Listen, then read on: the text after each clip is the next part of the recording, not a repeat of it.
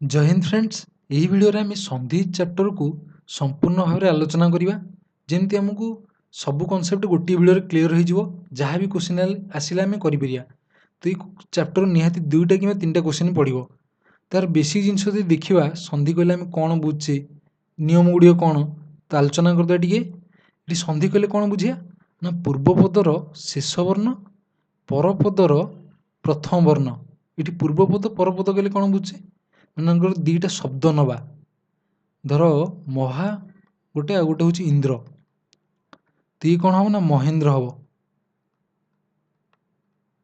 तो ये महाटा है कौन महा यहाँ हूँ पूर्वपद ये सेमती इंद्रटा हूँ कौन ना परपद तो दुईटा पद मिसिक कौन हम ना महेंद्र गोटे शब्द हम तो ये महा जो यार कौन ये शब्दर शेष वर्णटा किए हा ये हूँ कौन प्रथम वर्ण जाणी हो तो पूर्वपदर शेष वर्ण परपदर प्रथम वर्ण मिसिले ताकू कहवा संधि ये संधिटा हूँ कौन गोटे मिश्रण ताकू आम नियम गोटे नियम अनुसार मिश्रण करवा बुझीगला ये ये आकार अच्छी आकार मिशे नहीं ये आई मिसिकी ए कार होती महेंद्र है बुझीगला ये हूँ गोटे नियमबद्ध उपाय तो या क्वेश्चन केमती बनची ना संधि कर ना संधि विच्छेद कर दी प्रकार क्वेश्चन आसूसी जानीला तो जदि पूर्वपदर शेष वर्ण परपदर प्रथम वर्ण ये जदि स्वर वर्ण हुए तो सी जदि मिसिबे सी ताकू कह स्वर संधि जानीला कि शेष वर्ण व्यंजन वर्ण है परपदर प्रथम वर्णटा कौन व्यंजन हो कि स्वर जहाँ भी चलो तो सेठी मिसिले कौन हम ना व्यंजन संधि तक कहवा जानीला कि प्रथम पूर्वपदर शेष वर्णटा कौन हवा दरकार व्यंजन निहाती हवा दरकार सेमती विसर्ग संधि बेले विसर्ग रहा दरकार ये पूर्वपदर शेष सेमती परपदर प्रथम कौन स्वर कि व्यंजन रही आम तो कह विसर्ग संधि तो तीन प्रकार संधि केमती जानी हो स्वर व्यंजन विसर्ग एबे स्वर संधिर केतेटा नियम देखा या निहाती गोटे नोट्रे खातार नोट कर दियो मन रखा सुविधा हम बुझी हम तो प्रथम अच्छी नियमटा कौन ना अ कि आ सहित जदि आर मिश्रण हम सीटा कौन हम ना आरे कन्भर्ट हो जानी हो चारिटा सूत्र बाहर कौन ना अ सहित अ मिस अ सहित आ मिस यार उल्टाटा बुझेगा आ गोटे हूँ आ जुक्त आ इठी दीटा बाहर इठी गोटे तो चारिटा नियम बाहर जानी हो तो जहाँ भी हेले कौन बाहर ना आ बाहर तो ये सेमती हसई कि दीर्घई सहित जदि हसई कि दीर्घई मिश्रण हम से कौन हम दीर्घई सेमती ये हसौ दुर्घ सहित हसौ दुर्घर मिश्रण हेल्ले कौन बाहर दुर्घ जानी हो मन रखा सहज केमती हम आ सहित ये आ जदि धर 2 युक्त 3 मिशुची ये केते हो 5 हो तो ये 5टा कौन 2 3 आंक भर किसी होनी कि बड़ हो ना नहीं तो से बड़र रेस्पेक्ट हो मिसिकी तो ये सेमती आ भितर बड़ कि आ तो ये आ ही बाहर जानी हो सेमती हसई दिगे भितर दीर्घईटा हो जानीला ये गोटे कैटेगोरी पलाऊँ स्वर वर्णर ये हूँ कौन आपको आम कह सरल संधि गोटे कहीपर सरल स्वर संधि कहीं हसौ दुर्घ गोटे टाइप रोचे किंतु ये जिते अलग हो गोटे कैटेगोरी करद मन रखा सुविधा हो बुझाई भी सुविधा हम अ सहित जदि आम हसई कि दीर्घ मिश्रण हम तो कौन बाहर ना ए हम सेमती अ सहित हसौ दुर्घ हेले ओ अ उ मिसिले ओ हम कि अ दुर्घ मिसिले ओ हम आ सहित रु मिसिले अर हम अर कहले रेफ जो जानुचे महर्षि से अर शुभा हो ना नहीं महर्षि रेफ लगुच अ सहित ए मिसिले अई हम अ सहित जदि ओ कि औ मिसिबो सेटा औ हम जानीला चारिटा सूत्र बाहरी पड़ो जितेटा नियम लिखी चारिटा बाहरी पड़ो किंतु आम मन रखा केमती सहज हम जानीला केमती लिखाई सेमती हसई दीर्घ सहित जदि अ मिसिबो यहाँ उल्टा है देख ये अ सहित हसई दीर्घ मिसला किंतु ये जिनसा जब उल्टा करदेवी या गोटे कैटेगोरी कर देछि तो हसई दीर्घ सहित जब अ मिसिଯିव यहाँ इरे कन्भर्ट हम देख इ आ लिखुची इ आकु जदि पढ़िया इ शुभा हो कौन य तो ये सेमती या शुभा हो तो बाहर य तो इ आ मिसिले कौन हम ना या जानीला दीर्घ ही आ से भली हसई दीर्घ सहित जब उ मिसिबो यहाँ यू हो कौन हम ना यू ଇ ଉ ୟୁ ହେଇଯାଉଛି ନା ନାହିଁ, ଆକୁ ଉଚ୍ଚାରଣ କଲେ ଇ ୟୁ ୟୁ। ସେମିତି ଉ ଅ ମିଶିଲେ ଓ ୱା ଜାଣି ହେଲା, ଆ ରହିଥିବାରୁ ଏଠି ୱା ହେଇଗଲା, ଏ ରହିବାରୁ ଏଠି ଓ ଏ ହେଇଗଲା। ଏ ନିୟମ ଗୁଡ଼ା ସହଜ ନା ନାହିଁ, ଉଚ୍ଚାରଣ ଅନୁସାରେ ନିୟମ ମନେ ରହିଯିବ ନା ନାହିଁ। ନେକ୍ସଟ ଯଦି ଦେଖିବା ଏଠି କେତେଟା ଭିନ୍ନ ଜିନିଷ ରହିଛି। ଏ ସହିତ ଅ ମିଶିବ, ଏଇଟା କ'ଣ ହେବ ଏ ଅ ଶୁଭା ହେଉଛି ନା ନାହିଁ, ତାକୁ ଆମେ କହୁଛେ ଅୟ।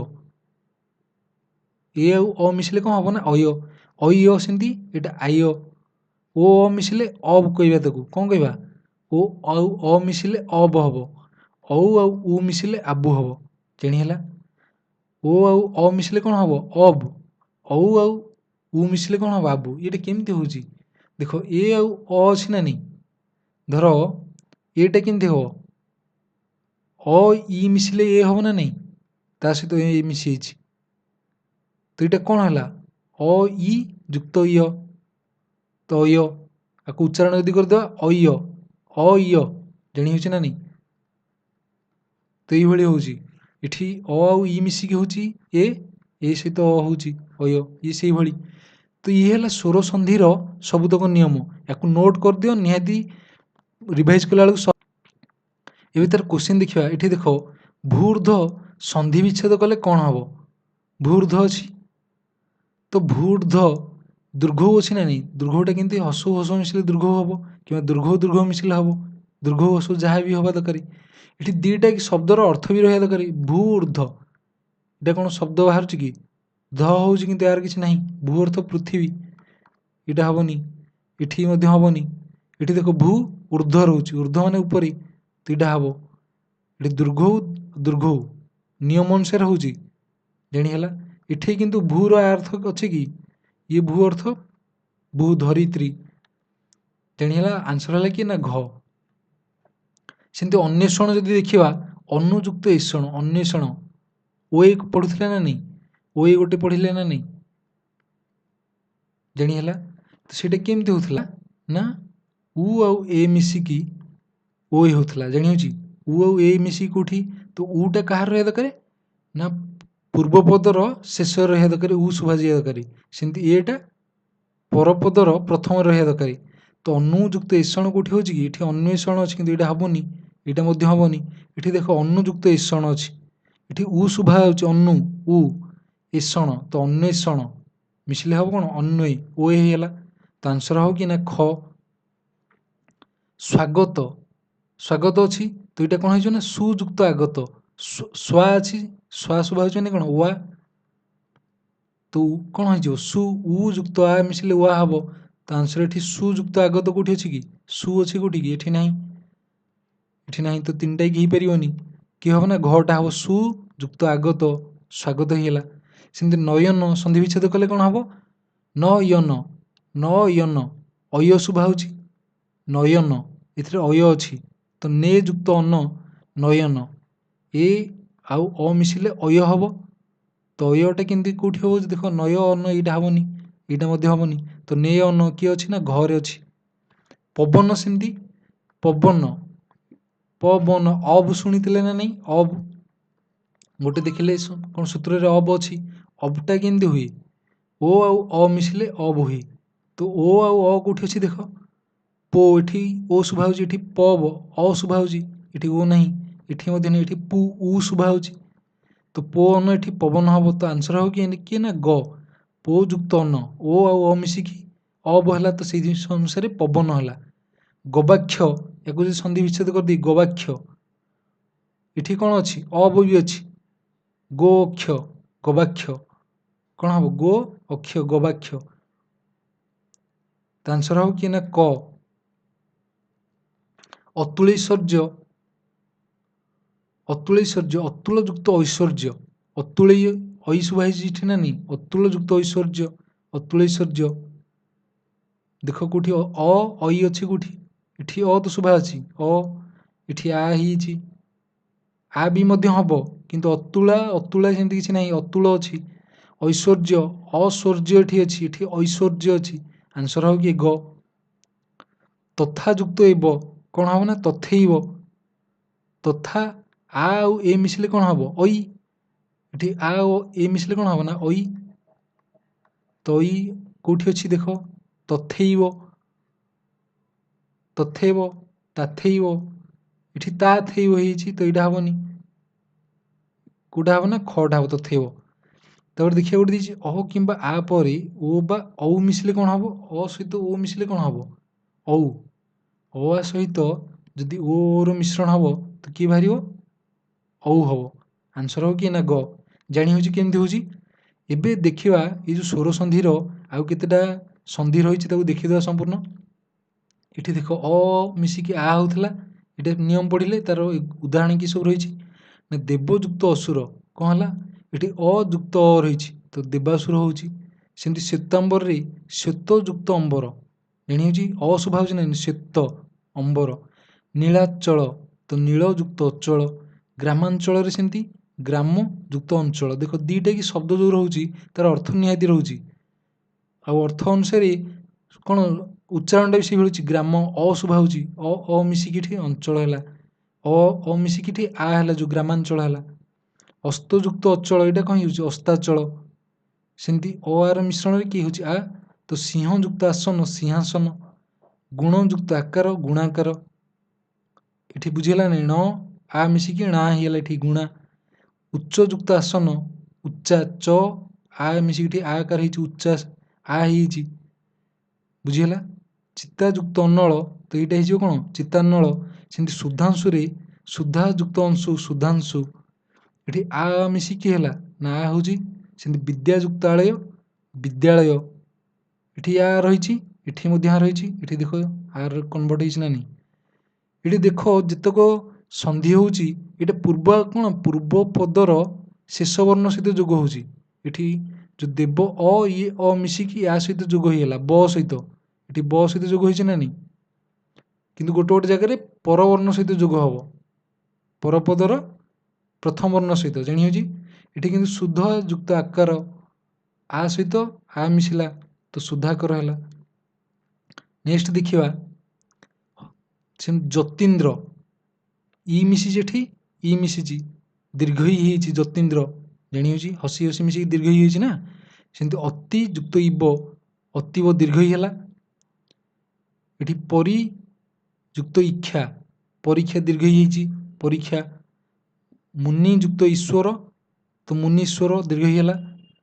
ମହି ଯୁକ୍ତ ଇନ୍ଦ୍ର ଦୀର୍ଘ ଇ ହେଲା ମହୀନ୍ଦ୍ର। ଦୀର୍ଘ ଇ ହସି ମିଶିଲେ କ'ଣ ହେବ ଦୀର୍ଘ ଇ। ସଚି ଯୁକ୍ତ ଇନ୍ଦ୍ର ସଚିନ୍ଦ୍ର ମହୀନ୍ଦ୍ର ସଚିନ୍ଦ୍ର। ଦେଖ ଏଇଥିରୁ ଯଦି ପଚାରିବ ଏଠୁ ଆମେ କ'ଣ ବିଚ୍ଛେଦରୁ ବାହାର କଲେ ସନ୍ଧିଟା, ଯଦି ଶବ୍ଦ ଦେଇଥିବ କହିବେ ସନ୍ଧି ବିଚ୍ଛେଦ କରିବା ପାଇଁ ଏଇଭଳିଆ କରିବା ନା ନାହିଁ।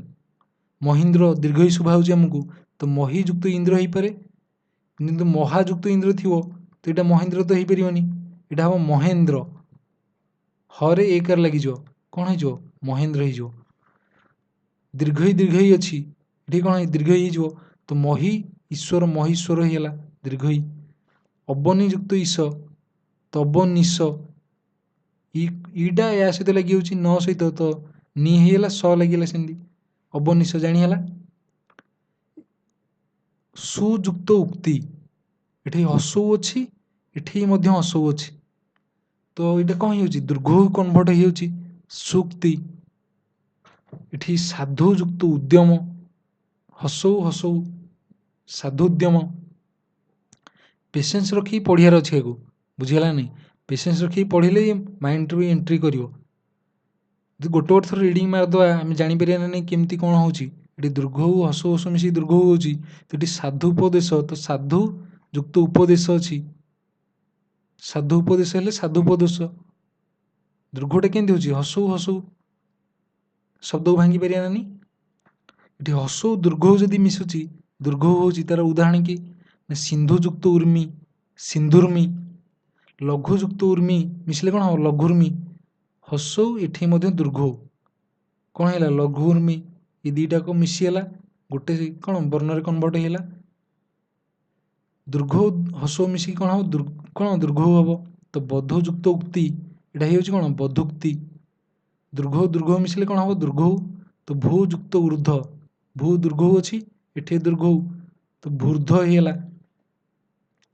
ନେକ୍ସଟ ଦେଖିବା ଅ ଆଉ ଇ ମିଶିଲେ କ'ଣ ହେବ ନା ଏ शुभेच्छा शुभयुक्त इच्छा, सुरेन्द्र सुरयुक्त इंद्र, ये ऋणी मारियार अच्छी। गणेश गणयुक्त ईश, तो अदीर्घई शब्द बेले बेले स्पेलिंग भी मन रखार अच्छे ये ईशटा कौन हसई ना दीर्घई बुझीगला। देवयुक्त ईश देवेश, महेन्द्र महायुक्त इंद्र बुझीगला। आ इ मिसेकी है ना ए सेमती जथायुक्त इच्छा कौन हम जथेच्छा आ एठी इ मिशिची तो जथेच्छा ए कन्वर्ट होगा तो जथेच्छा होगा। आ दीर्घई तो ए कि रमायुक्त ईश्वर रमेश, महायुक्त ईश्वर कि महेश्वर। इठी कौन थिला ना अ किंबा आ सहित हसई किंबा दीर्घई मिसिले सेटा कोथरे कन्वर्ट हो ना ए रे कन्वर्ट हो। नेक्स्ट देखिबा अ सहित जदि उ मिसियो सेटा कोथरे कन्वर्ट हो ना ओ रे। तो सेमती अ आ सहित कौन उ ये प्लस कर दूची अ किंबा आ सहित हसौ किंबा दुर्घ मिसिले सेटा कोथरे कन्वर्ट हो ओ। तो ये चारिटा सूत्र बाहरी। चार्टा सूत्र किए जानी है अ उ ये अ दुर्घ आ उ ये आ दुर्घ जानी है। तो उदाहरण के देखिए ये लंब युक्त उदर लंबोदर। पुरुषोत्तम किए सेमती पुरुष युक्त उत्तम पुरुष युक्त उत्तम। नवोढ़ा नवयुक्त उढ़ा नवयुक्त उढ़ा। चलर्मी चलयुक्त उर्मी। महोदधि महोदधि महायुक्त उदधि बुझीगला। गंगोदक गंगा महोर्मी महायुक्त उर्मी। आमको जदि थरे थरे को रीडिंग मारदबा आम माइंड रे फिड हो। किंतु देख ये देख महायुक्त उर्मी अच्छी ये शब्दटा या जड़े एमती भाई महयुक्त उर्मी हो पार। ये मह ना महा कौटा ठीक आम रीडिंग मारिया द्वारा ही जापर बुझेगानी। मह अर्थ कौन से आक्षरिक अर्थ मिलूनी शब्दर बुझेगानी। तो महाटा हम ठीक तो मह हो पारनी ऑप्शन भी थी ना मह। तो ये रीडिंग मारियार यहाँ फायदा हम। नेक्स्ट देखा अ रु मिसिले कौन हम ना और सप्तर्षि सप्तर्षि सप्तयुक्त ऋषि।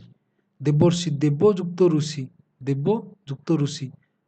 तो अरटा रेफ लगी जानी ये देख और ये परवर्ती वर्ण रे लगुच जो सप्तयुक्त ऋषि और है ये स सहित रेफ जोग है जानी पर वर्ण रे लगुच यहाँ जानी है पर वर्ण रे कौन अरटा जोग होमती। आ युक्त रु मिसिले और हूँ राजा युक्त ऋषिटा कौन हम राजर्षि।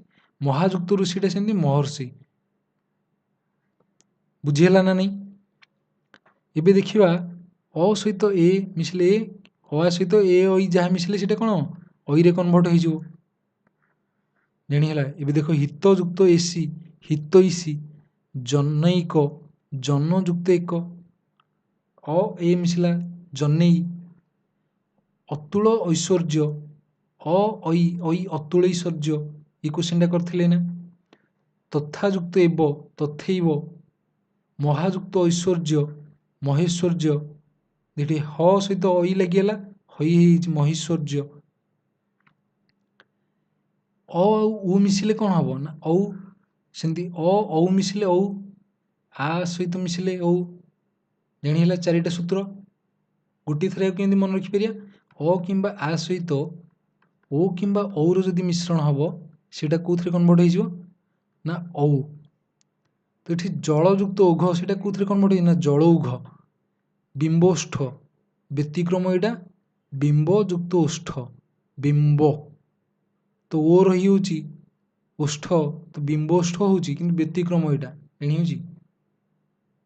अ ओ युक्त औ। वन औषधि वन औषधि। महायुक्त ओज तो कौन हो महा आ अच्छी ओ अच्छी औरे हो महु महोज। महायुक्त औषध महौषध होगा ये देख आम ये कौन विपरीत देखिले से प्रथम अ सहित इ मिसला किंतु यार उल्टा ही है इ सहित अ मिसिला तो यहाँ इ रे कन्वर्ट होता ये किंतु ए रे कन्वर्ट होता जानी। ଏଠି ଦେଖିବା ଇ ସହିତ ୟ ମିଶିଲା, ଇ ସହିତ ଅ ମିଶିଲେ ୟ, ଏଠି ଆ ମିଶିବାରୁ ୟା, ଏଠି ୟ ଦୀର୍ଘ ଇ ସହିତ ମିଶିଛି, ସେମିତି ଦୀର୍ଘ ଇ ସହିତ ଉ ମିଶିଛି ୟୁ ହେଇଛି, ହସେଇ ସହିତ ମଧ୍ୟ ଉ ମିଶିଲେ ୟୁ ହବ। ଦେଖ ପ୍ରତିଯୁକ୍ତ ଅହ ପ୍ରତ୍ୟହ, ଇ ଅ ମିଶିଲା କୋଉଥିରେ କନଭର୍ଟ ହେଲା ୟ, ଏଠି ୟ ନ ଲେଖିକି କ'ଣ ଲେଖା ହେଲା, ତାର ସାଙ୍କେତିକ ରୂପଟା କ'ଣ ଜ୍ୟ ଫଳା, ଜାଣି ହେଉଛି ତ ଜ୍ୟ ଫଳା ଲାଗିଯାଇଛି ଏଠି ପ୍ରତ୍ୟହ ଜାଣି ହେଲା, ଏଠି ଜ୍ୟ ଯୁକ୍ତ ଆ ହେଇଛି,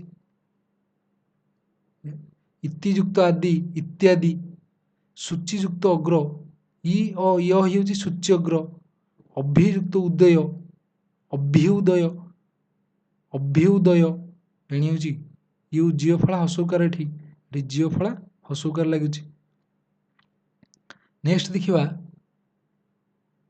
ଓଟା କେମିତି ହଉଥିଲା, ଉ ଅ ମିଶିକି ଅନ୍ୱୟ, ତ ଅନୁଯୁକ୍ତ ଅୟ, ଉ ଏଠି ଅ ଅଛି ଅନ୍ୱୟ, ଅନ୍ୱେଷଣ ଅନୁଯୁକ୍ତ ଏଷଣ, ଅନ୍ୱେଷଣ ହେଉଛି ସେମିତି ସ୍ୱାଗତ, ସୁଯୁକ୍ତ ଆଗତ, ବହୁଆଡମ୍ବର, ତ କ'ଣ ହବ ନା ବହୁ ଯୁକ୍ତ ଆଡମ୍ବର, ବଧ୍ୱାଦି ବଧୂ ଯୁକ୍ତ ଆଦି ବଧ୍ୱାଦି।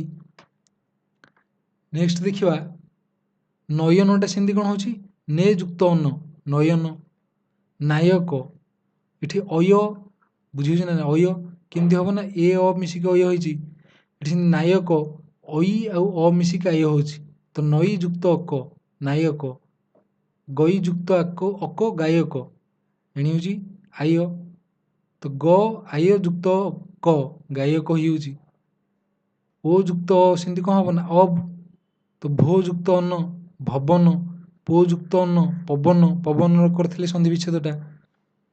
ସେମିତି ଆବୁ କେମିତି ହେଉଥିଲା ନା ଔ ସହିତ ଉ ମିଶିକି ଅବ ଉ, ଜାଣିହେଉଛି ଔଟା କେମିତି ଅ ଓ ମିଶିଲେ ମଧ୍ୟ ଔ ହବ, ସେଇଟା ଅବ ଆଉ ଉ ମିଶିକି ଆବୁ ହେଇଗଲା, ତ ଭୌକ କ'ଣ ହେଇଯାଉଛି ନା ଭାବୁକ। ଇଏ ହେଉଛି ବିସର୍ଗ ଆଉ ବ୍ୟଞ୍ଜନ ସନ୍ଧିର କେତେଟା କୋଶ୍ଚିନ୍, ତାକୁ କରିବା ପୂର୍ବରୁ ଆମେ ବ୍ୟଞ୍ଜନ ସନ୍ଧିକୁ ତାର ଯେଉଁ ସୂତ୍ର ରହିଛି ତାକୁ ଆମେ ଡିସ୍କସ୍ କରିଦେବା। ତ ଏଇ କ୍ୟାଟାଗୋରୀ ଅନୁସାରେ ମୁଁ ଲେଖିଛି, ୟାକୁ ନୋଟ୍ କରିଦିଅ। ଏଠି ତ ଦ ସହିତ ଚ ଛ ଯଦି ମିଶୁଛି, ତ ଦ ଏଠି କ'ଣ ମାନେ ପୂର୍ବ ପଦର ଶେଷ ବର୍ଣ୍ଣରେ ତ ଦ ଅଛି, ପର ପଦରେ ଚ ଛ ଅଛି, ତ ସେଇ ସମୟରେ କ'ଣ ହେବ ନା ତ ଦ ଜାଗାରେ ଚଟା ଆସିବ, ଚଟା ଇଏ ଚ ଛ ସହିତ ମିଶିକି ଦ୍ୱିତୀୟ ଚ କିମ୍ବା ଦ୍ୱିତୀୟ ଛରେ କନଭର୍ଟ ହେବ, ଜାଣି ହେଲା ଦ୍ୱିତୀୟ ଚ କିମ୍ବା ଦ୍ୱିତୀୟ ଛରେ କନଭର୍ଟ ହେବ। ସେମିତି ଏଠି ତ ଦ ସହିତ ଜ ଝ ମିଶୁଛି, ଜଟା ସେମିତି ପରପଦରେ ଯୋଗ ହେବ, ଏଠି ପରପଦ ଲେଖିଛି ତ ପରପଦରେ ଯୋଗ ହେବ, ଜ ସହିତ ଜ ମିଶିବ, ସେମିତି ତ ଦ ସହିତ ଡ ଅଛି, ତ ଏଠି ଡଟା ସେଇ ଏହା ସହିତ ଡ ସହିତ ମିଶିକି ପରପଦରେ ଯୋଗ ହେବ, ଜାଣି ହେଉଛି ତ ଦ ସହିତ ଯେତେବେଳେ ହ ଆସୁଥିବ ସେଇଟା କ'ଣ ହେବ ନା ଅବ୍ଧରେ କନଭର୍ଟ ହେଇଯିବ, କେଉଁଥିରେ ଅବ୍ଧ, ତ ଦ ସହିତ ଲ ଆସିଲେ ସେଇଟା ଳରେ କନଭର୍ଟ ହେଇଯିବ, ଲ ଲ ମିଶିଯିବ।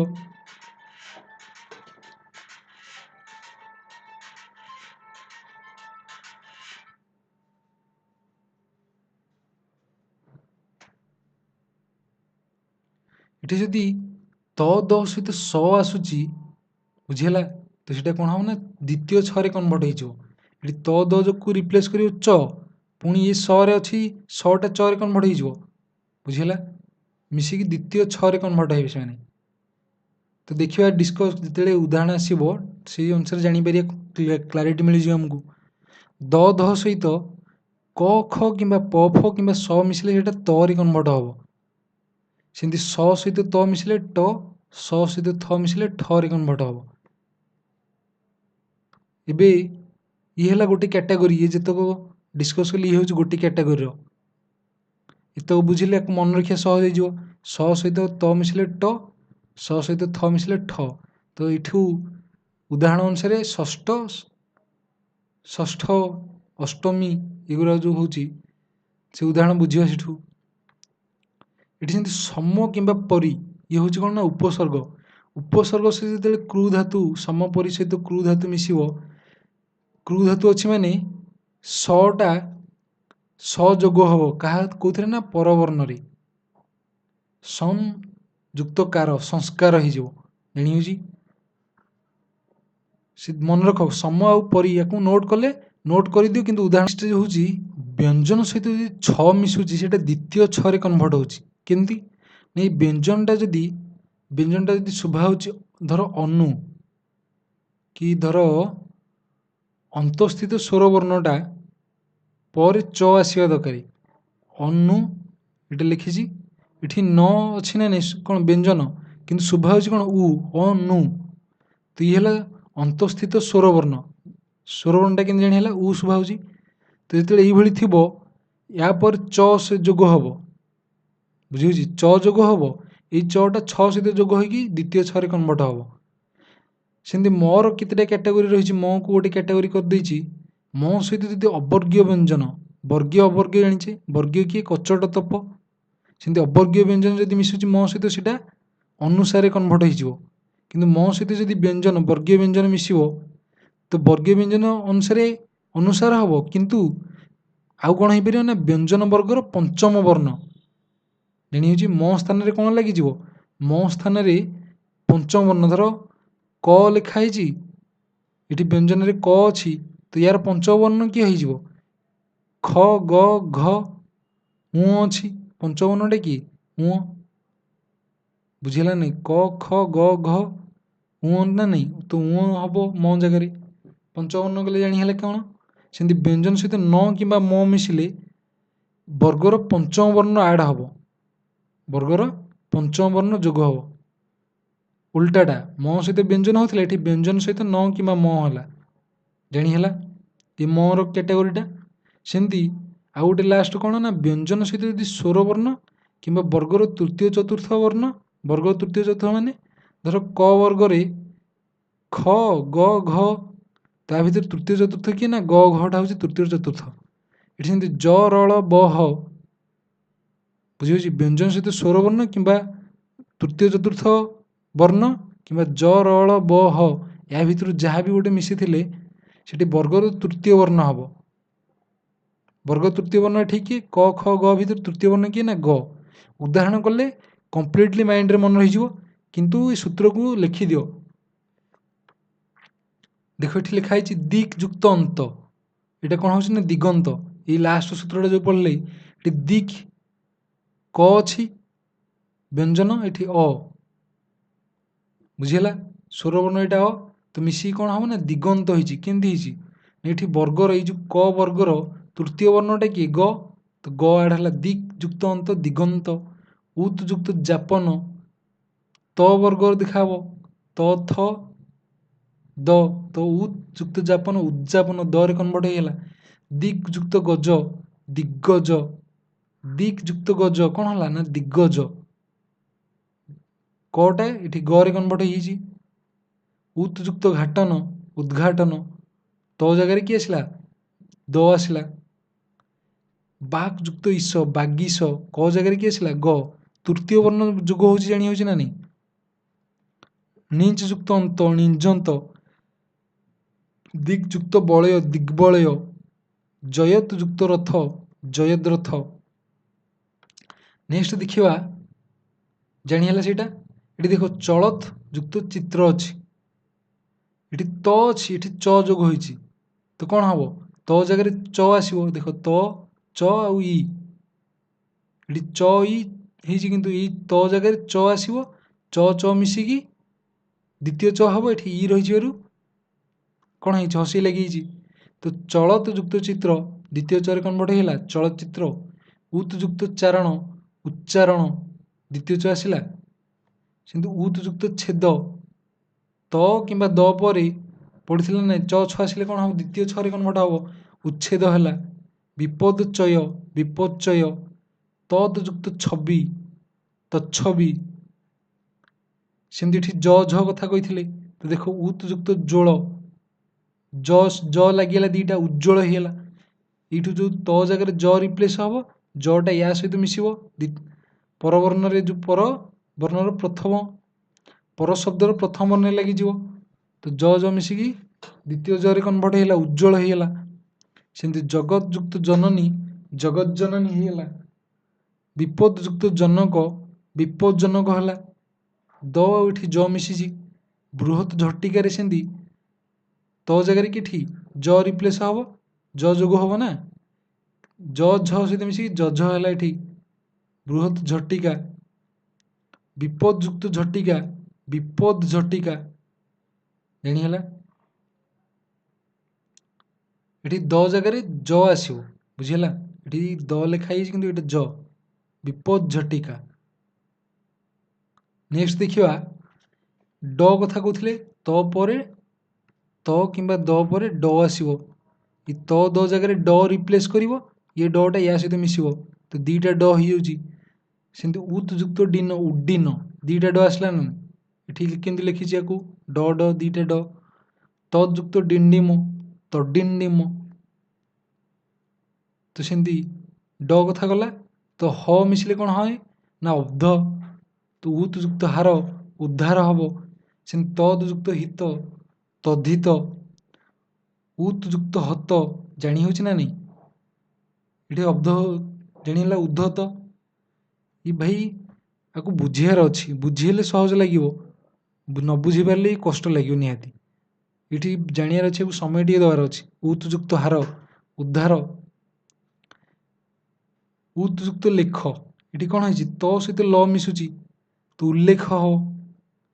ତ ଯୁକ୍ତ ଲକ୍ଷଣ, ଲ ଲାଗିଲା ନାହିଁ, ତଲକ୍ଷଣ। ଦ କିନ୍ତୁ ରହିଲାନି, ତା ଜାଗାରେ ଲ ଆସିଲା, ଲ ଲ ମିଶିକି ଲ ହେଇଗଲା, ଦ୍ୱିତୀୟ ଲ, ଲ ତଳେ ଲ ଫଳା ଲାଗିଗଲା, ତଲକ୍ଷଣ ହେଇଗଲା। ସେମିତି ଉତ୍ ଯୁକ୍ତ ଶୃଙ୍ଖଳ, ତ ସହିତ ସ ମିଶିଲେ କ'ଣ ହୁଏ ନା ଦ୍ୱିତୀୟ ଛରେ କନଭର୍ଟ ହୁଏ, ଟା ଜାଗାରେ ଛ ଲାଗିଯିବ, ତ ଉଚ୍ଛୃଙ୍ଖଳ ହେଇଗଲା। ଉତ୍ ଯୁକ୍ତ ଶ୍ୱାସ, ଉଚ୍ଛ୍ୱାସ, ବୁଝିଲା, ତ ସ ପଳଉଛି। ବିପଦ ଯୁକ୍ତ ଶଙ୍କା, ବିପଦ ଛଙ୍କା। ଆପାତ ଯୁକ୍ତ କାଳ, ଦ ସହିତ କ ମିଶିଲା, ତ କ'ଣ ହେଇଛି ନା ଆପାତ କାଳ। ଏଇଟା କ'ଣ ଗୋଟେ କେସ୍ଟା ଗୋଟେ ପଢ଼ିଥିଲେ, କ'ଣ ନା ଦ କିମ୍ବା ଧ ପରେ ଯଦି କ, ଖ କିମ୍ବା ପ ଫ କିମ୍ବା ସ ଆସେ, ତ ତା ସହିତ କ'ଣ ସେଇଟା କ'ଣ ହେବ ନା ତ ଆଡ଼ ହେବ। ସେ ସବୁ ମିଶିକି କ'ଣ ହେବ ନା ତ ଆଡ଼ କରିବ। ଏଠି ଦ କ ମିଶିକି କେଉଁଥିରେ କନଭର୍ଟ ହେଲା ନା ତ। ଆପାତ ଦ ଜାଗାରେ କ'ଣ ଆସିଲା ତ ଆପାତ କାଳ, ଆପାତ କାଳ, ପୂର୍ବ ବର୍ଣ୍ଣ ଯୋଗ ହେଲା। ତଦ୍ ଯୁକ୍ତ ପର, ତତ୍ପର। କ୍ଷୁତ୍ ଯୁକ୍ତ ପିପାସା, ସେମିତି କ୍ଷୁତ୍ ପିପାସା, ଜାଣି ହେଉଛି। ଧ ଜାଗାରେ କ'ଣ ଆସୁଛି ତ ଆସିଯାଉଛି। ନେକ୍ସଟ ଦେଖିବା, ଏଠି ଦେଖ ଆମେ 9 ମ ର କ୍ୟାଟାଗୋରୀରେ ପଢ଼ୁଥିଲେ। 9 ମ ଅନୁସାରେ ଜଗତ ଯୁକ୍ତ ନାଥ, ତ ପରେ ନ କିମ୍ବା ମ ଯଦି ଆସିବ ତ କ'ଣ ହୁଏ ନା ତ ଜାଗାରେ ଯେଉଁ ତର ବର୍ଗର ପଞ୍ଚମ ବର୍ଣ୍ଣଟା କି ତ ଥ ଦ ଧ ନ, ତ ଏଇ ନଟା ପରେ ଯୋଗ ହେବ, ପରପଦରେ ଯୋଗ ହୋଇଯିବ। ତ ନ ସହିତ ନ ଯୋଗ ହୋଇଯିବ, ନା ହେଇଯିବ ଜଗନ୍ନାଥ, ଜାଣିହେଲା। ଏଠି ତ ନ, ତ ଜାଗାରେ ନ ଆସିଲା ହାରି, ନ ମିଶିକି ନା ହେଇଗଲା, ଜାଣିହେଲା ନାହିଁ। ବାକ୍ମୟ, ତ କ ବର୍ଗର କିଏ ନା ପଞ୍ଚବର୍ଣ୍ଣଟା ଉଁ, ତ ବାଙ୍କ୍ମୟ ହେଇଯାଉଛି। ମୃତ୍ ଯୁକ୍ତମୟ, ମୃଣ୍ମୟ, କ'ଣ ହେଲା ମୃଣ୍ମୟ। ତମୟ, ତ ତ ବର୍ଗରେ ତ ଥ ଦ ଧ ନ ରହୁଛି, ନ ମ ମିଶିଲେ ମ କରିଦେଉଛି। ଏଇଟା ଯାହା ଏଇଟା ବି ସେଇଆ, ବୁଝିହେଲା, ନ ଏକା ଭଳି। ତ ଚିତ୍ ଯୁକ୍ତମୟ କ'ଣ ହେଇଯାଉଛି ନା ଚିନ୍ମୟ। ଚିତ୍ ଯୁକ୍ତମୟ କିଏ ହେଉଛି ନା ଚିନ୍ମୟ, ତ ବର୍ଗର ନ ଆସୁଛି ନା। ଜଗତ ମୋହନ, ଜଗନ୍ମୋହନ, ଜାଣିହେଲା। ଏଠି ସେମିତି ଦେଖିବା ସମ୍ ଯୁକ୍ତ ଚୟ, ମ ସହିତ ଚ ଯୋଗ ହେଉଛି, ମାନେ ମ ସହିତ ବ୍ୟଞ୍ଜନ ଆଡ଼ ହେଲା। ତ ବ୍ୟଞ୍ଜନ ଆଡ଼ ହେବ ମାନେ କ'ଣ, ଆମେ ଅନୁସାର ଦେଇପାରିବା, ନହେଲେ ଏ ଯେଉଁ ଚ ବ୍ୟଞ୍ଜନ ବର୍ଗର ପଞ୍ଚମ ବର୍ଣ୍ଣଟାକୁ ଆଡ଼ କରିବା। ତ ସମ୍ ଯୁକ୍ତ ଚୟ, ମ ଜାଗାରେ ଅନୁସାରେ ଏଠି ଦେଇଦେଇଛି, ସ ହେଇଯାଇଛି, ସଞ୍ଚୟ ହେଇଗଲା।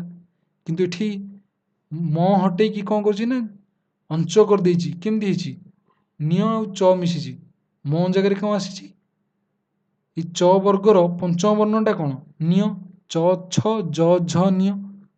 ତ ନିୟ ସହିତ ଚ ମିଶିଲା, ମ ଜାଗାରେ ନିୟ ଆସିଲା, କ'ଣ ଚ ମିଶିଲା, ତ ଅଞ୍ଚରେ କନଭର୍ଟ ହେଇଗଲା, ନିୟଞ୍ଚ ଅଞ୍ଚ। ତ ସଂଜୟ, ଏଠି ନିୟଜ, ଏଇଟା ଚ ବର୍ଗରେ ଜ ଅଛି ନା, ତ ପଞ୍ଚମ କିଏ ନିୟ ତ ସଞ୍ଜୟ ଏଠି ଅନୁସାର ଦେଇ ଦେଉଛି ଜାଣିହେଲା ଏ ଦୁଇଟା କି ଆନ୍ସର ଠିକ୍। ସେମିତି ସଂଯୁକ୍ତ ବାଦ ସମ୍ବାଦ ହେବ ନହେଲେ ସମ୍ବାଦ, ସଂଯୁକ୍ତ ଗ୍ରହ ସଂଗ୍ରହ, ସଂଯୁକ୍ତ ବଳ ସମ୍ବଳ। ୟାକୁ ଗୋଟେ ଗୋଟେ ଥର ରିଡ଼ିଂ ମାରିବା ଦରକାର ଆବଶ୍ୟକ। ରିଡ଼ିଂ ମାରିଲେ ଆରାମସେ ବୁଝି ହେବ, କିଛି ଅସୁବିଧା ନାହିଁ। ସଂଯୁକ୍ତ ସାର ଏଠି ମ ପରେ ସ ଅଛି, ସଂସାର କରିଦେଲେ ତାକୁ ଅନୁସାର ଲାଗିଗଲା ଜାଣିହେଉଛି। ଏଇଟା ଅବର୍ଗୀୟ ବ୍ୟଞ୍ଜନ, ଯଦି ମ ସହିତ କ'ଣ ଅବର୍ଗୀୟ ବ୍ୟଞ୍ଜନ ଆସେ ତ ସେଇଟା କ'ଣ ହେଇଯିବ ଅନୁସାରେ କନଭର୍ଟ ହେବ। ତ ଏଠି ଅନୁସାର ଲାଗିଲା ନା ନାହିଁ। ସଂସାର, ସଂଶୋଧନ ସଂଯୁକ୍ତ ଶୋଧନ, ସଂରକ୍ଷଣ ସଂଯୁକ୍ତ ରକ୍ଷଣ, ସହନ୍ତି ସଂଯୁକ୍ତ ହତି। ସେମିତି ସ ସହିତ ତ ମିଶିଲେ ଟ ହେବ, ତ କ'ଣ ହେବ ନା ତୁ ଯୁକ୍ତ ତଟା ଟରେ କନଭର୍ଟ ହେଇଯିବ। ସ ଟ ମିଶିଲେ ଅଷ୍ଟ, ତୁଷ୍ଟ ହେଲା। ସ ଥ ମିଶିଲେ ଅଷ୍ଟ, ତ ଷଷ୍ଠ। ଏଠି ସି ଯୁକ୍ତ ତ ଶିଷ୍ଟ ଜାଣି ହେଲା। ଏଠି ଦେଖ ସମଯୁକ୍ତ କୃତି ମ ଏଠି କ୍ରୁ ଧାତୁ ଆସିଲା ଗୋଟେ, ବୁଝିହେଲା। କ୍ରୁ ଧାତୁ ଶବ୍ଦ ଏଠି କୃତି କାର କାର, ତ ଯେତେବେଳେ କ୍ରୁ ଧାତୁ ଆସିବ ସେଠି ସଯୋଗ ହେବ ଜାଣିହେଉଛି। ସମଯୁକ୍ତ କୃତି ଏଠି ମ କାରଣରୁ ଏଠି ଅନୁସାର ଲାଗିଲା, କିନ୍ତୁ ସ୍କ୍ରୁ କେମିତି ହେଲା ଏଠି କ୍ରୁ କ ଜାଗାରେ କ ସହିତ ସ ମିଶିଲା ଜାଣିହେଲା। ତ ସ ଆଉ କ ମିଶିଲେ ଅସ୍କ ହେଇଯାଉଛି, ତ ସଂସ୍କୃତି। ପରିଯୁକ୍ତ କାର ଏଠି କ ଜାଗାରେ କ ସହିତ ସ ମିଶିବ, ପରିଷ୍କାର ହେଇଗଲା।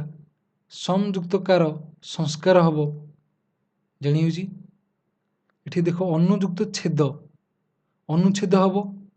ଏଠି ଦେଖ ଇଏ ହେଉଛି କ'ଣ ନା ଉପସର୍ଗ, କିନ୍ତୁ ୟାକୁ ଏଇଟା ଯେଉଁ କ'ଣ ଶୁଭା ହେଉଛି ଅନୁ ବ୍ୟଞ୍ଜନ ତ ରହିଛି, କିନ୍ତୁ ଶୁଭା ହେଉଛି କ'ଣ ଅନ୍ତଃସ୍ଥିତ ସ୍ୱର ବର୍ଣ୍ଣ ରହିଛି ନା ନାହିଁ ଉ, ତ ଉ ସହିତ ଏଠି ଛ ମିଶୁଛି, ତ କ'ଣ ଦ୍ୱିତୀୟ ଛରେ କନଭର୍ଟ ହେଇଯିବ। ଏଠି ଛ ମିଶୁଛି, ଛ ଦ୍ୱିତୀୟ ଛରେ କନଭର୍ଟ ହେଇଯିବ, ଏଠି ଦ୍ୱିତୀୟ ଛରେ କନଭର୍ଟ ହେଇଛି ନା ନାହିଁ। ଅନୁଯୁକ୍ତ ଛେଦ ଅନୁଚ୍ଛେଦ, ପରିଯୁକ୍ତ ଛଦ ପରିଚ୍ଛଦ, କେବଳ ଦ୍ୱିତୀୟ ଛରେ କନଭର୍ଟ ହେଉଛି। ବିଚ୍ଛେଦ ଆଚ୍ଛାଦନ ଜାଣିହେଲା। ନେକ୍ସଟ ଦେଖିବା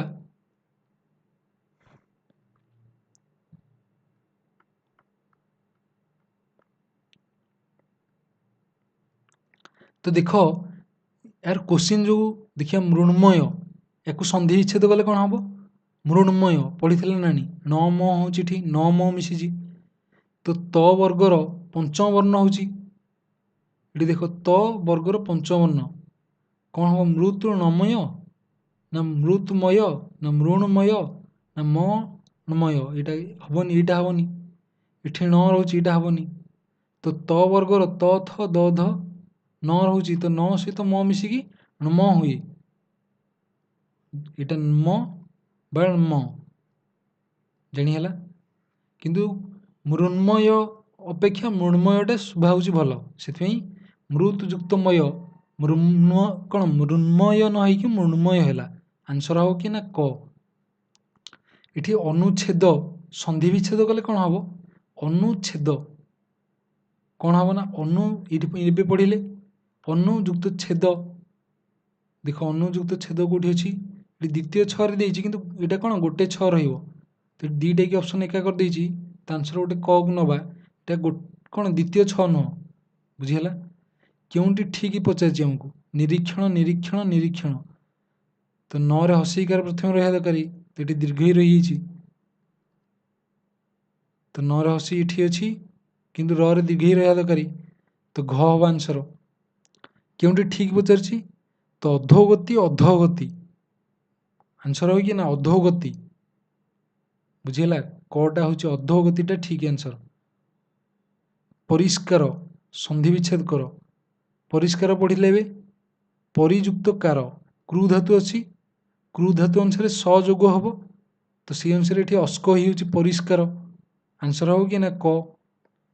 ये तो डायरेक्ट अस्क अस्क दे तो यहाँ हेनी ये परियुक्त कार हेनी ये षोड़श देती षोड़श सन्धि विच्छेद कले कौन हम यहाँ कौन सर्ट युक्त दश ये एक्सेप्शनल जिनस मन रखा पड़ो षोड़श ये नुह अस नुह देख भी एठू जो देखा ऑप्शन को ये अस सब किसी अच्छी कि असर अर्थ मिलूँ कि ଏଠି 16 ଗୋଟେ ସଂଖ୍ୟାକୁ କହୁଛି ନା, 16।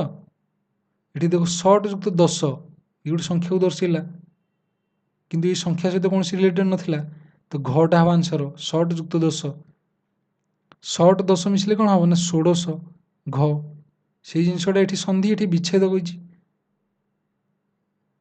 ବୃହତ ଯୁକ୍ତ ପତି, ସନ୍ଧି ବିଚ୍ଛେଦ କଲେ କ'ଣ ହବ, ତ ଆଉ ପ ମିଶିବ ଏଠି କହିଛି।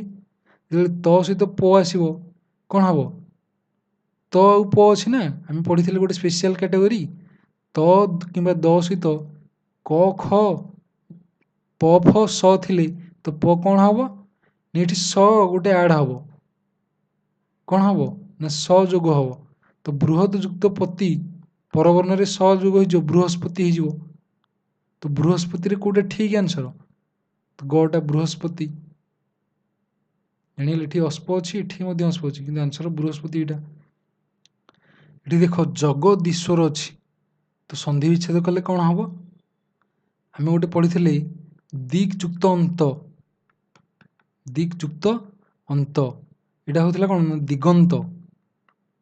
ଏଠି କ ଜାଗାରେ ଗ କେମିତି ଆସେ, ଏଇଟା ରୁଲ୍ ଅନୁସାରେ ଯଦି ବ୍ୟଞ୍ଜନ ଥିବ ତାପରେ ସ୍ୱରବର୍ଣ୍ଣ ଆସୁଥିବ, ତ ବ୍ୟଞ୍ଜନ ଯେଉଁ ବର୍ଗ ଥିବ ସେଇ ବର୍ଗର ତୃତୀୟ ବର୍ଣ୍ଣ ହେଇଯିବ। ଏଠି ସେମିତି ଜଗଦୀଶ୍ୱରଟା ଜଗତ ଯୁକ୍ତ ଈଶ୍ୱର, ତ ଥ ଦ, ତ ଜଗତ ଯୁକ୍ତ ଈଶ୍ୱର ହବ, ଆନ୍ସର ହବ କି 1।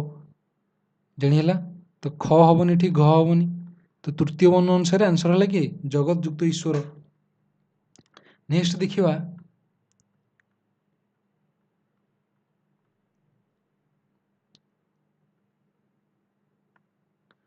ଏବେ ବିସର୍ଗ ସନ୍ଧିର କନସେପ୍ଟ ଆଉ କ୍ୱେଶ୍ଚିନ୍କୁ ଡିସ୍କସ୍ କରିବା। ତ ବିସର୍ଗ ସନ୍ଧିର ଦେଖ, ବିସର୍ଗ ସନ୍ଧିକୁ ସେମିତି କ୍ୟାଟେଗୋରାଇଜ୍ କରିଦେଇଛି।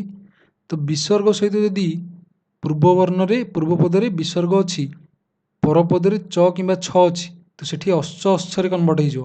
ଇଏ ସହଜ ନା ନାହିଁ। ବିସର୍ଗଟା ଦୁଇଟା ରୂପ ଥାଏ, ଗୋଟେ ସରୂପୀ ଆଉ ଗୋଟେ ର ରୂପୀ, ଦୁଇ ପ୍ରକାର ବିସର୍ଗ ଜାଣି ହେଉଛି। ତ ସରୂପୀ ର ରୂପୀରେ ସଟା ଏଠି ଚ ସହିତ ମିଶିବାରୁ ଅଶ୍ଚ ହେଲା, ଜାଣି ହେଲା। ଏଠି ବିସର୍ଗଟା ସ ଆକାରରେ କାମ କରୁଛି, ତ ଅଶ୍ଚ ଅଶ୍ଚ ଏଠି ବିସର୍ଗ ସହିତ ତ ଥ କନଭର୍ଟ ମିଶିଲେ କ'ଣ ହବ, ଅସ୍ତ ଅସ୍ତରେ କନଭର୍ଟ ହେଇଯିବ। ଟ ଠ ମିଶିଲେ ଅଷ୍ଟ ଅଷ୍ଟ, ଜାଣି ହେଲା ସହଜ ଜିନିଷ ନା ନାହିଁ, ଇଏ ଗୋଟେ କ୍ୟାଟେଗୋରୀ। ସେମିତି ଯଦି କହୁଛି ବିସର୍ଗଟା ସରୂପୀ ହେଇଥିବ, ଆର ଗୋଟେ ଶବ୍ଦ ଅଛି ତେଜସ୍ ବୟସ, ତେଜହଟା ଧର ତେଜହ ଲେଖା ହେଇଛି, ୟାକୁ ଆମେ ଏମିତି ଲେଖିପାରିବା ତେଜସ୍, କ'ଣ ଲେଖିପାରିବା ତେଜସ୍। ତ ଯେତେବେଳେ ସରୂପୀ ସହିତ ଅ କିମ୍ବା ବର୍ଗର ତୃତୀୟ ଚତୁର୍ଥ ପଞ୍ଚମ ବର୍ଣ୍ଣ କିମ୍ବା ଜ ର ଳ ବ ହ ଇଏ ଯଦି ମିଶିବେ ସେଇଟା ଓରେ କ'ଣ ହବ ନା ଓରେ କନଭର୍ଟ ହବ। ଜାଣିହେଲା, ଏତିକି ମନେ ରଖ। ଯେତେବେଳେ ସରୂପୀ ସହିତ ଅ କିମ୍ବା ତୃତୀୟ ଚତୁର୍ଥ ପଞ୍ଚମ ବର୍ଣ୍ଣ କିମ୍ବା ଜ ର ଳ ବ ହ, ୟାକୁ ଟିକେ ମନେ ରଖିବାକୁ ପଡ଼ିବ। ତ ସିଏ କି ମିଶିଲେ, ଯାହା ବି ମିଶିଲେ ସେଇଟା କ'ଣ ହବ ନା ଓରେ କନଭର୍ଟ ହବ ସରୂପୀ ସହିତ। କିନ୍ତୁ ସେ ଯଦି ର ରୂପୀ ସହିତ ମିଶିବ ସେଇଟା ର ଯୋଗ ହେଇଯିବ, କ'ଣ ହବ ନା ରଟା ପରବର୍ଣ୍ଣରେ ଯୋଗ ହବ, ବୟୋବୃଦ୍ଧି ମାନେ ପୂର୍ବ ବର୍ଣ୍ଣରେ ଯୋଗ ହବ। ଜାଣିଲା, ବିସର୍ଗ ର ରୂପୀ, ତ ଏଠି ର ଯେତେବେଳେ ବିସର୍ଗଟା ର ରୂପୀ ଥିବ ତାପରେ ଗୋଟେ ର ଆସୁଥିବ, ତ ସେଠି କ'ଣ ହବ ନା ଧର ବିସର୍ଗ ଯେଉଁ ର ରୂପୀ ର ଆସୁଛି ସେଠି ଯଦି ହସେଇକାର ଥିବ ଦୀର୍ଘଇକାରରେ କନଭର୍ଟ ହେଇଯିବ, ହସଉକାର ଥିଲେ ଦୀର୍ଘଉକାର ହେଇ କନଭର୍ଟ ହେଇଯିବ। ତ ଏଠି ସେଥିପାଇଁ ଲେଖିଛି ଦୀର୍ଘ, ବୁଝିହେଲା। ତ କ୍ୱେଶ୍ଚିନ୍ କଲେ ଜାଣିପାରିବା। ବିସର୍ଗ ସହିତ ଯଦି କ ପ ଫ ଆସେ ସେଟା ଅସ୍କ ଅସ୍ପ ଅସ୍ଫରେ କନଭର୍ଟ ହବ। ବିସର୍ଗ ଅବ୍ୟତୀତ ଯଦି ଅନ୍ୟ ସ୍ୱର ବର୍ଣ୍ଣ ରହିଲା ତ ସେଇଟା କ'ଣ ହେଇଯିବ ନା ବିସର୍ଗ ଲୋପ ହବ। ଏଠି ଦେଖ ବିସର୍ଗ ସନ୍ଧିର ର ରୂପୀ ସରୂପୀ କଥା କହୁଥିଲେ, ଏଠି ପ୍ରାତଃ ଲେଖା ହେଇଛି କିନ୍ତୁ ପ୍ରାତର, ବୁଝିହେଲା। ୟାକୁ ଯଦି ବିସର୍ଗଟା ହଟେଇକି ଏଇଭଳି ପଢ଼ିବା ତାକୁ ପଢ଼ିବା ପ୍ରାତର, ପ୍ରାତଃ। ଦୁହୁଟା ଦୂର, ମନଃ ମନସ୍ ସରୂପୀ ଏଠି ତେଜସ୍, ଅନ୍ତର ଅନ୍ତଃ, ନିର୍ ଏଟା ନିହି ର ରୂପୀ ଚାରିଟା ଜାଣି ହେଲା, ପ୍ରାତରଃ ଅନ୍ତର, ଦୂର ନିର୍, ଏଠି ସେମିତି ଯଶସ୍ ରଜସ୍ ଇଏ ସରୂପୀ, ତ ଯଶଃ ରଜଃ, ତ ସରୂପୀ ଜାଣି ହେଲା, ର ରୂପୀ କ'ଣ ଜାଣି ହେଲା। ଏବେ ଦେଖ ନଭଃ ଯୁକ୍ତ ଚର, ନଭଃ ବିସର୍ଗ ଅଛି, ବିସର୍ଗ ସହିତ ଚ ମିଶିଲା ତ କ'ଣ ହେବ? ଏଇଟା ସ ରୂପୀ ନଭସ୍, ନଭଟା କ'ଣ ନଭସ୍, ତ ନଭସ୍ ଯୁକ୍ତ ଚର, ସ ରୂପୀ ସହିତ ଚ ମିଶିଲା ଅଶ୍ଚରେ କନ୍ଭର୍ଟ ହେବ, ତ ନଭଶ୍ଚର ହେଲା, ଜାଣିହେଲା। ନିଃ ଯୁକ୍ତ ଚୟ, ତ ନିଶ୍ଚୟ ହେଲା, ନିଃ ଯୁକ୍ତ ଚୟ କ'ଣ ହେବ? ବିସର୍ଗ ସହିତ ଚ ମିଶିଲା ଅଶ୍ଚ କନ୍ଭର୍ଟ ହେଲା ନିଶ୍ଚୟ। ଏଠି ଦୁଶ୍ଚିନ୍ତା, ଦୁଶ୍ଚିନ୍ତା, ଶିର ଯୁକ୍ତ ଛେଦ, ଶିରଃ ଯୁକ୍ତ ଛେଦ କ'ଣ ହେବ? ଶିରଚ୍ଛେଦ, ଅଶ୍ଚ ଛେଦ ଏଠି ଛ ଅଛି, ତ ଏଇଟା ଅଶ୍ଚରେ କନ୍ଭର୍ଟ ହେଲା, ଜାଣିହେଲା, ଶିରଚ୍ଛେଦ। ଧନୁ ଯୁକ୍ତ ଟଙ୍କାର କ'ଣ ହେବ ନା ଧନୁଷ ଟଙ୍କାର, ଧନୁ ଯୁକ୍ତ ଟଙ୍କାର, ଧନୁଷ ଟଙ୍କାର, ଟ ଅଛି ଅଷ୍ଟରେ କନ୍ଭର୍ଟ ହେଲା। ତ ମନଃ ଯୁକ୍ତ ତାପ, ତ ଅଛି ଅସ୍ତରେ କନ୍ଭର୍ଟ ହେବ, ତ ମନଃ ଯୁକ୍ତ ତାପ, ମନସ୍ତାପ। ଦୁଃ ଯୁକ୍ତ ତର, ଦୁସ୍ତର। ଜାଣି ହେଉଛି ଗୋଟେ କ୍ୟାଟାଗୋରୀ ନିୟମଟା କେମିତି ଆପ୍ଲିକେବଲ୍ ହେଲା। ଏଠି ଅଶ୍ଚ ଅଶ୍ଚ, ଅଷ୍ଟ ଅସ୍ତ ଅସ୍ତ ଏଗୁଡ଼ାକ। ଏବେ ଦେଖିବା, ଦେଖ ଓରେ କେମିତି କନ୍ଭର୍ଟ ହେଉଥିଲା, ଯେତେବେଳେ ସ ରୂପୀ ରହୁଥିଲା, ସ୍ୱରବର୍ଣ୍ଣ ରହୁଥିଲା, ଆଉ କ'ଣ ରହୁଥିଲା? ଜ ର ଳ ବ ହ ରହୁଥିଲା, କ'ଣ ରହୁଥିଲା? ଜ ର ଳ ବ କିମ୍ବା ହ ଇଏ ରହେ, ନହେଲେ ତୃତୀୟ ଚତୁର୍ଥ ପଞ୍ଚମ ବର୍ଣ୍ଣ ରହିବ, ଜାଣିହେଲା। ସେଇ ଅନୁସାରେ କ'ଣ ହେବ? ଓରେ କନ୍ଭର୍ଟ ହେବ। ତ ଏଠି ଦେଖ ଶିରଃ ଯୁକ୍ତ ବ୍ୟଥା, ଶିରଃ ଯୁକ୍ତ ବ୍ୟଥା, ଏଇଟା ପ ବର୍ଗର ଦେଖ, ଏଠି ବିସର୍ଗ ତ ରହିଛି କିନ୍ତୁ ପ ବର୍ଗକୁ ଦେଖ, ପ ଫ ବ, ଏଠି ତୃତୀୟ ବର୍ଣ୍ଣ ଆସୁଛି ବ, ତ ଶିରଃ ଯୁକ୍ତ ବ୍ୟଥା, ତ କ'ଣ ହେଇଛି ନା ଓ ଲାଗିଯିବ, ଶିର ବ୍ୟଥା, ଓଟା କାହା ସହିତ ନା ପୂର୍ବ ବର୍ଣ୍ଣରେ ଲାଗିବ, ତ ଶିର ବ୍ୟଥା ହେଲା, ଜାଣିହେଲା। ଓ କୋଉଠି ଲାଗୁଛି? ଶିର ବ୍ୟଥା। ମନୋଯୋଗ, ଓ ଲାଗିଛି ମନ ହେଇଛି, ତ ମନଃ ଯୁକ୍ତ ଯୋଗ, ତତଃ ଯୁକ୍ତ ଅଧିକ, ତତ୍ତ୍ୱଧିକ, କ'ଣ ହେବ ନା ତତ୍ତ୍ୱଧିକ। ତପଃ ଯୁକ୍ତ ବନ, ତପୋବନ। ଅଧଃ ଯୁକ୍ତ ଗତି, ତ ଅଧୋଗତି, ଜାଣିହେଲା ଓ କେମିତି କନ୍ଭର୍ଟ ହେଉଛି। ମନଃ ଯୁକ୍ତ ବାଞ୍ଛା, ମନୋବାଞ୍ଛା, ଓ ହେଇଛି। ମନଃ ଯୁକ୍ତ ହର, ବିସର୍ଗ ଏଠି ହ ହେଇଛି, ତ ମନ, ଜ ର ଳ ହ କଥା କହୁଥିଲା ନା ନାହିଁ, ଏଠି ହ ଆସିଛି।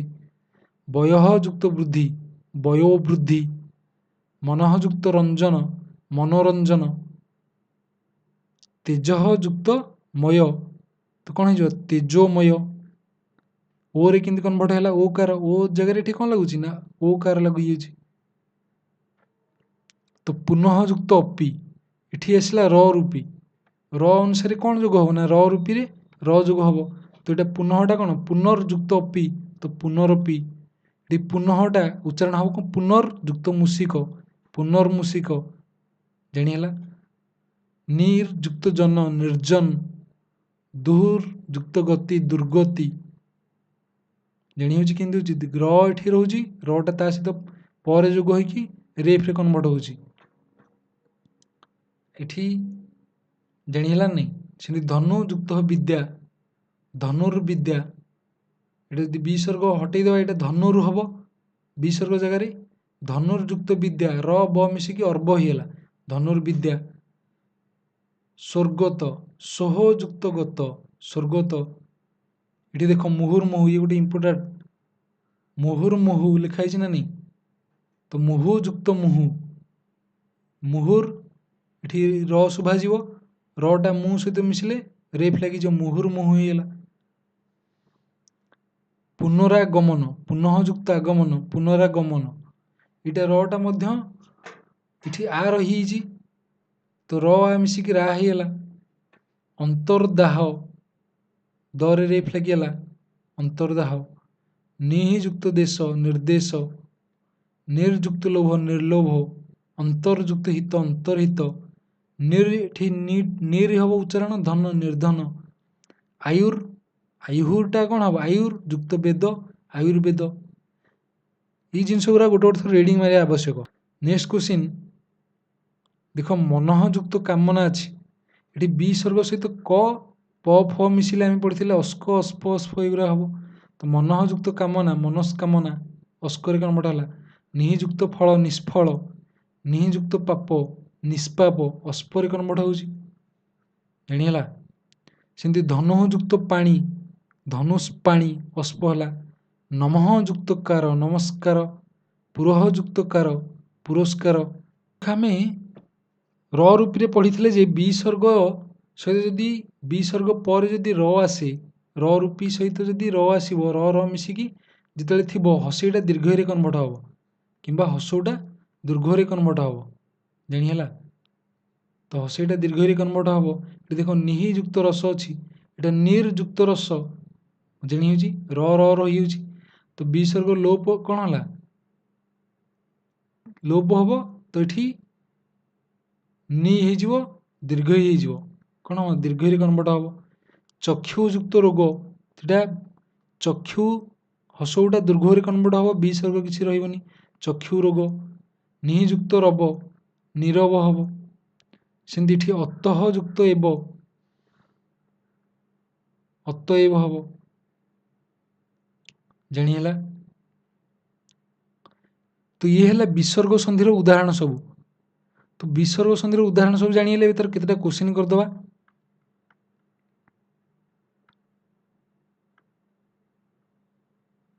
ଏଠି ଦେଖ ନିମ୍ନୋକ୍ତ ମଧ୍ୟରୁ କିଏ ଏକ ବିସର୍ଗ ସନ୍ଧି ନୁହେଁ।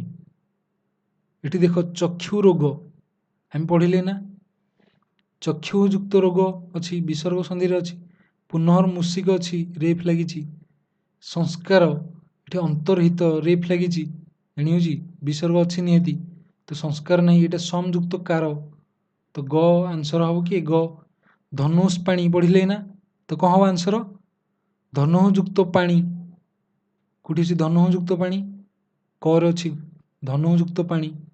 ବାଙ୍କ୍ମୟ ମୁହଁ ହେଇଛି, ମୁହଁଟା ପଞ୍ଚମ ବର୍ଣ୍ଣ, ତ ଏଇଟା କ'ଣ ହେବ ବାକ୍ ଯୁକ୍ତମୟ। ତୋର ସନ୍ଧି ବିଚ୍ଛେଦ କଲେ କ'ଣ ହେବ ବାକ୍ ଯୁକ୍ତମୟ ବାଙ୍କ୍ମୟ। ମୁହଁ ହେଉଛି ନା ପଞ୍ଚମ ବର୍ଣ୍ଣ ଆସୁଛି, ପଞ୍ଚବର୍ଣ୍ଣ କେତେବେଳେ ଆସିବ ଯେତେବେଳେ ବ୍ୟଞ୍ଜନ ସହିତ ମ ମିଶୁଛି, ନାଇଁ ଏଠି ବ୍ୟଞ୍ଜନ ସହିତ ମ ମିଶୁଛି ତ ବର୍ଗର ପଞ୍ଚବର୍ଣ୍ଣ ଆସିଲା, ତ ବାକ୍ କହିବା ମୟ ହେଇଛି, ତ ବାଙ୍କ୍ ଯୁକ୍ତମୟ ବାଙ୍କ୍ମୟ ହେଲା, ଜାଣିହେଲା। ତତୋଧିକ ସନ୍ଧି ବିଚ୍ଛେଦ କଲେ କ'ଣ ହେବ ତତ୍ତ୍ୱ ଓ ଆସୁଛି, ତ ତତଃ ଅପସନରେ ଦେଖିଲେ ଏଠି ତତଃ ଅଛି, ଏଠି ତତ୍ତ୍ୱ ଅଛି। ଅ ଉ ତ ମିଶିକି ମଧ୍ୟ ଓ ହେଇପାରିବ, କିନ୍ତୁ ଦେଖ ଏଠି ତତଃ ବିସର୍ଗ ଅଛି, ଅ ଅଛି, ତତସ୍ ଯୁକ୍ତ ଅଧିକ ସରୂପୀ ରହୁଛି, ସ୍ୱରବର୍ଣ୍ଣ ଆସୁଛି, ତ ଓ ହେବ ତତଃ ଯୁକ୍ତ ଅଧିକ, ଜାଣିହେଲା ଇଏ ହେବନି। ଶିସ୍ ଯୁକ୍ତ ତ, ଏଟା ଟରେ କନ୍ଭର୍ଟ ହେଇଯିବ, ସ ସହିତ ଟ ମିଶିଲେ କ'ଣ ଅଷ୍ଟ, ତ ଶିଷ୍ଟ। ଖ ପରିଚ୍ଛେଦ, ଏହି ଶବ୍ଦ ସହିତ ସନ୍ଧିଗତ ସମ୍ପର୍କ ଥିବା ଶବ୍ଦଟି କିଏ, ତ ପରିଚ୍ଛେଦ କିଏ ରହିଛି ଏଠି ପରିଚ୍ଛେଦ ଦ୍ୱିତୀୟ ଛରେ କନ୍ଭର୍ଟ ହେଉଛି, ତ ଦ୍ୱିତୀୟ ଛରେ କେଉଁଠି କନ୍ଭର୍ଟ ହେଉଛି, ସେ ହେଉଛି ସନ୍ଧିଗତ ସମ୍ପର୍କ ରହିଛି, ଏ ସବୁ ଦ୍ୱିତୀୟ ଛରେ କନ୍ଭର୍ଟ ହେଉଛନ୍ତି। କିନ୍ତୁ ଏଠି ଦେଖ ପରିରେ ଏଠି ପରିଟା ହେଉଛି ଉପସର୍ଗ, ସେମିତି ବିଚ୍ଛେଦରେ ବିଟା ଉପସର୍ଗ, ଉଚ୍ଛେଦରେ ଉତ୍ ଆସୁଛି, ଉଚ୍ଛୃଙ୍ଖଳରେ ଉତ୍ ଆସୁଛି, ଏଠି ସେମିତି ତତ୍ ଆସୁଛି, ତ ବିରେ ବି ଉପସର୍ଗ ଆସୁଛି, ଏଠି ପରି ଉପସର୍ଗ ଅଛି, ତ ଆନ୍ସର ହେବ କି କ। ବିସର୍ଗ ପରେ ଟ ବା ଠ ଥିଲେ କ'ଣ ହେବ, ବିସର୍ଗ ସ୍ଥାନରେ କ'ଣ ହୁଏ ନା ବିସର୍ଗ ସ୍ଥାନରେ ସ ଆସିବ, ବୁଝିହେଲା। ଅଷ୍ଟ ଅଷ୍ଟରେ କନ୍ଭର୍ଟ ହୁଏ ନା, ତ ସ ଆସିବ, ତ ଅଷ୍ଟ ଅଷ୍ଟ ହେବା ପାଇଁ କେଉଁ ସ ଲାଗିବ ଗ। ନିଷ୍ପାପ, ଏହା ସହିତ କାହାର ସନ୍ଧିଗତ ସମ୍ପର୍କ ଅଛି, ନିଷ୍ପାପଟା ସନ୍ଧିଗତ ନିହି ଯୁକ୍ତ ପାପ ଆମେ ପଢ଼ିଲେ, ତ ନିହି ଯୁକ୍ତ ପାପ ନିଷ୍ପାପ ହେଉଛି, ତ ଦେଖ ଏଠି ନିରବ ବିସର୍ଗ ସନ୍ଧି ହେଇଛି, ତ ନିଷ୍ଫଳା ନିହି ଯୁକ୍ତ ଫଳା, ଏଠି ନିରସ ନିର୍ଧନ, ଏଠି ନିର୍ଧନ ଅଛି ନିହି ଯୁକ୍ତ ଧନ, ଏଠି ନିହି ଯୁକ୍ତ କ ପ ଫ ଭିତରୁ ଆସିବା ଦରକାର ନା, ତ ଏଠି ନିହି ଯୁକ୍ତ ଫଳା ହେବ, ଆନ୍ସର ହେବ କିଏ କ। ଗୋଟେ ପଢ଼ିନଥିଲେ ବିସର୍ଗ ସହିତ କ କିମ୍ବା ପ କିମ୍ବା ଫ, ଇଏ ଗୋଟେ ରୁଲ୍ ଥିଲା, ତ କ ହେବ ଆନ୍ସର ଏଠି। ବିସର୍ଗ ପରେ ଚ କିମ୍ବା ଛ ଆସିଲେ ବିସର୍ଗ ସ୍ଥାନରେ କ'ଣ ହେବ? ବିସର୍ଗ ପରେ ଚ କିମ୍ବା ଛ ମିଶିବ ଯଦି ତ ଅଶ୍ଚ କନଭର୍ଟ ହେବ। ତ ବିସର୍ଗ ସ୍ଥାନରେ କ'ଣ ଆସିବ ନା ସ ଆସିବ। ତାଲବ୍ୟ ସ କ ହେବ ଆନ୍ସର। ପୁରଃ ଯୁକ୍ତ କାର, ପୁରଃ ଯୁକ୍ତ କାର ତ ପୁରସ୍କାର ଜାଣି ହେଉଛି ପୁରସ୍କାର ଏଠି ସ ରୂପୀ ପୁରସ୍କାର ଅସ୍କ କନଭର୍ଟ ହେଇଗଲା ଏଠି କେଉଁଠି ପୁରସ୍କାର କେଉଁଟା ଠିକ୍ ହେବ ଗଟା ଏଇଟା ଏଠି ହସକାଟା କଟିଯାଇଛି ତ ପୁରସ୍କାର ଏଇଟା ବୁଝିଗଲା। ଯେତକ ନିୟମ ପଢ଼ିଲେ ତାକୁ ନୋଟ୍ କରିଦିଅ, କ୍ୟାଟାଗୋରୀ ଅନୁସାରେ କରିଦେଇଛି, ମନେ ରଖିବା ପାଇଁ ସହଜ ହେବ, ବୁଝିବା ପାଇଁ ମଧ୍ୟ ସହଜ। ଥରେ ବୁଝିଗଲା ପରେ ମନେ ରହିଯିବ। ଆଉ ଗୋଟେ ଥର ରିଡ଼ିଂ ମାରିବାର ଅଛି, ରିଡ଼ିଂ ମାରିଲେ ଆମେ ଜାଣିପାରିବା ଠିକ୍ ଭୁଲଟା।